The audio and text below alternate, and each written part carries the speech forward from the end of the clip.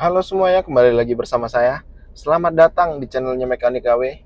Jadi kali ini kita bakalan bahas tentang kerugian membeli mobil second bekas laka.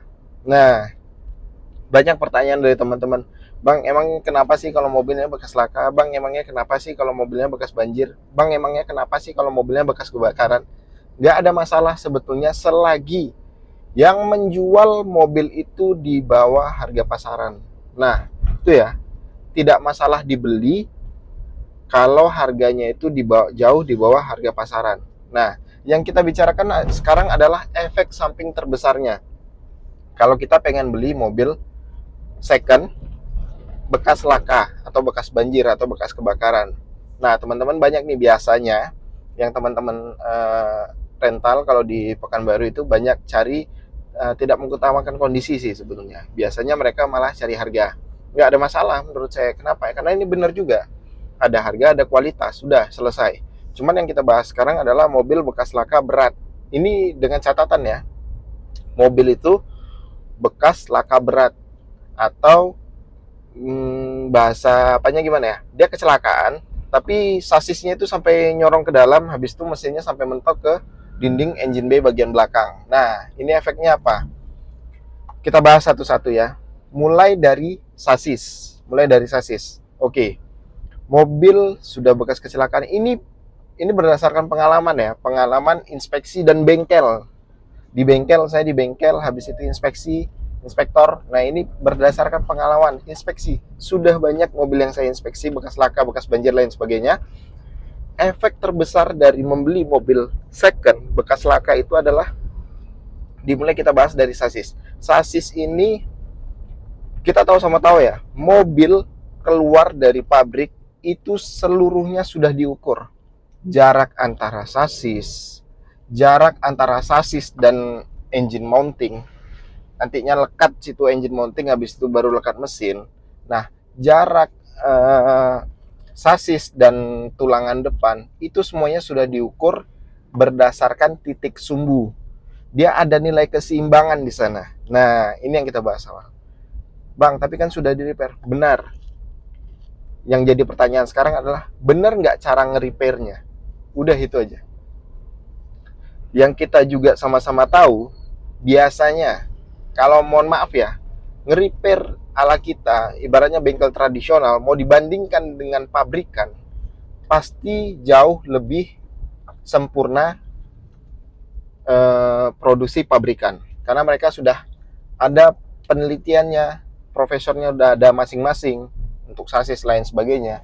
Nah, jadi kalau misalkan di repair, kalau bener di kita nge-repairnya, kalau bagus di kita itu nge-repairnya, atau tukang repairnya itu bagus nge-repairnya, overall mobil pasti masih enak dipakai. Masih enak dipakai, jalannya masih balance, lurus ke depan, posisi bannya nggak belok kiri, belok kanan.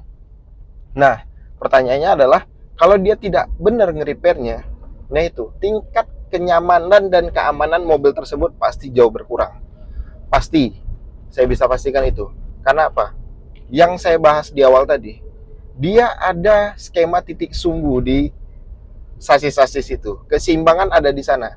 Jadi kalau kita nge-repairnya salah-salah, apalagi mohon maaf nih ya, ada yang sengaja mau jual, dia cari ke bengkel-bengkel repair, oh ini ada mobil bekas laka, harganya sangat murah, di repair dia dijual dengan harga pasaran, itu salah. Tapi kalau dia jual di bawah harga pasaran, saya nggak pernah komplain.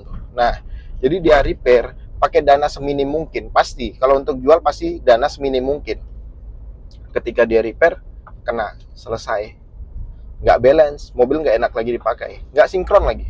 Titik sumbu ban itu udah lari. Nah, itu kan mobil itu nggak senyaman dia keluar dari pabrikan jadinya. Nah, itu makanya kenapa saya bahas, biarlah kilometer tinggi lain sebagainya, asal tidak bekas laka.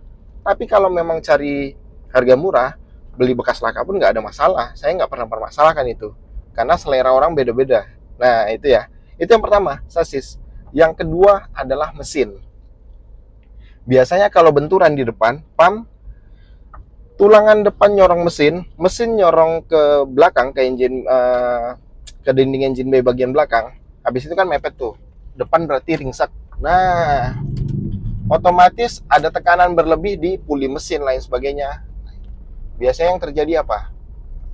Kruk asnya baling.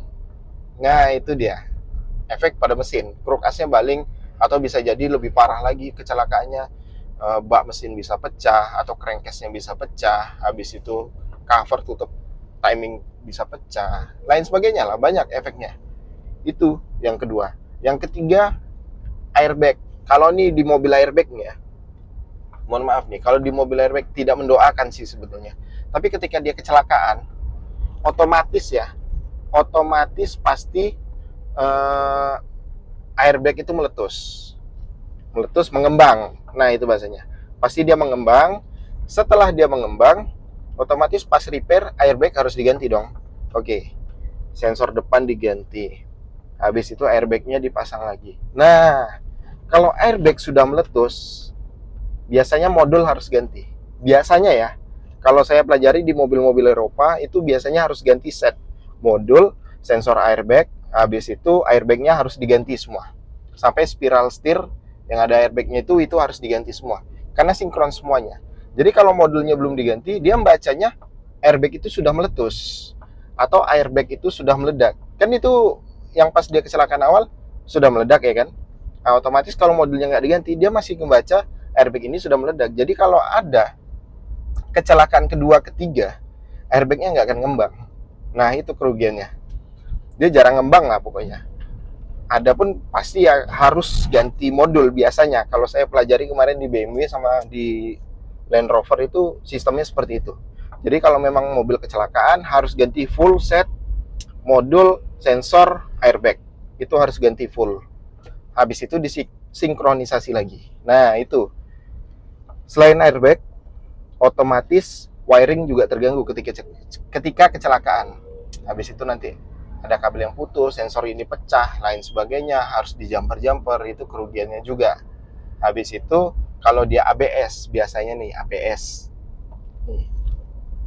ABS dia kecelakaan di depan, otomatis posisi dari selang-selang ABS itu ada di depan. Nah, biasanya mereka paling males gantinya. Kenapa? Dia barangnya sedikit tapi harganya lumayan mahal. Jadi alhasil barang yang ada itu dipakai selagi tidak bocor. Nah, akhirnya apa? Posisinya keriting-keriting lah, dibengkokin sana sini, nggak sinkron lagi. Nah, banyak sebenarnya kerugian. Ini kita bicara kerugian ya. Tapi kalau dilarang, nggak pernah ngelarang. Beli mobil bekas laka itu nggak pernah ngelarang. Selagi harganya masuk. Oke ya, saya rasa udah selesai sih pembahasan tentang masih worth it nggak beli mobil bekas laka. Kalau harganya murah, jauh murah, masih lah. Siapa yang larang coba? Nggak ada, itu selera masing-masing. Oke, sekian video kali ini. Terima kasih yang sudah saksikan video ini. Oh, lubangnya besar sekali. Oke, terima kasih yang sudah saksikan video ini. Jangan lupa di like, subscribe, dan share video ini agar channel ini lebih berkembang dan memberikan banyak manfaat untuk kita semua. Terima kasih.